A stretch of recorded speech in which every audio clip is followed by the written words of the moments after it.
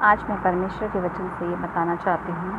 परमेश्वर का वचन यह कहता है कि क्रोधी मनुष्य का मित्र ना होना और झट क्रोध करने वाले के संग ना चलना। परमेश्वर का वचन कहता है जो क्रोधी है, जो बात बात पे गुस्सा करता है, जिसके अंदर बिल्कुल भी सहन शक्ति नहीं है, जो बहुत ज़्यादा गुस्सा करता है, उसका मित्र तो ना होना।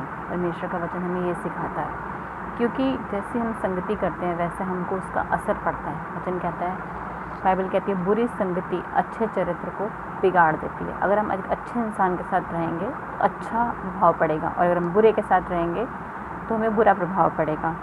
वचन कहता है, बाइबल कहती है कहीं ऐसा ना हो कि तू उसकी चाल सीखे और तेरा प्राण फंदे में फंस जाए। ऐसा ना हो तो क्रोध करने वाले के साथ रहे, तुझे लगे कि क्रोध करने वाले की तरह ही मुझे चलना है, और क्रोध करने वाला हारे उसकी तरह ही व्यवहार करने लगेगा, और जैसा उसकी चाल तू सीखने लगेगा और तेरा प्राण फंदे में फंसेगा। क्योंकि जो क्रोधी है वो तो बार बार झगड़ा ही करेगा, लड़ाई करेगा, विवादों में फंसेगा, परेशानी में फंसेगा। पर हम किसी नम्र व्यक्ति का दोस्त बनते हैं, किसी अच्छे व्यक्ति के साथ दोस्ती करते हैं, हमें कैसे मित्र बनाने चाहिए, कैसे फ्रेंड्स बनाने चाहिए, ये बहुत ज़रूरी है। क्योंकि हमारे मित्र, हमारे फ्रेंड्स हमारे जीवन पे सबसे ज़्यादा असर करते हैं, सबसे ज़्यादा हमारे जीवन पे इम्पैक्ट डालते हैं, हमें प्रभाव डालते हैं, हमारे जीवन को प्रभावित करते हैं।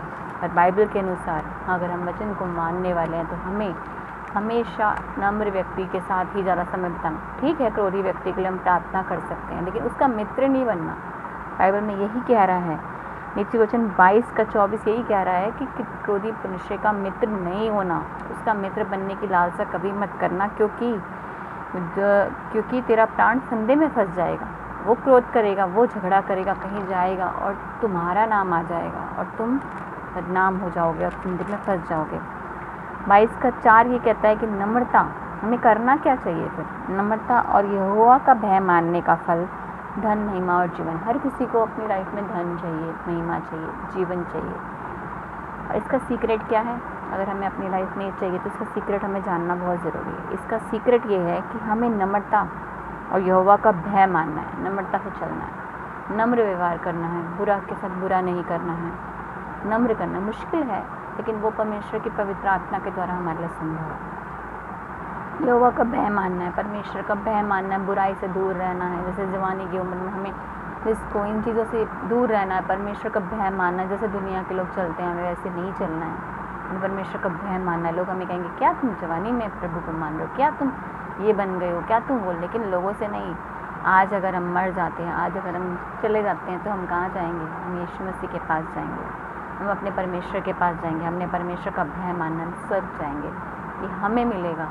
अगर हम दूसरों की बातों में गलत काम करेंगे तो उसका प्रतिफल भी हमें ही भोगना पड़ेगा, दूसरा नहीं भोगेगा।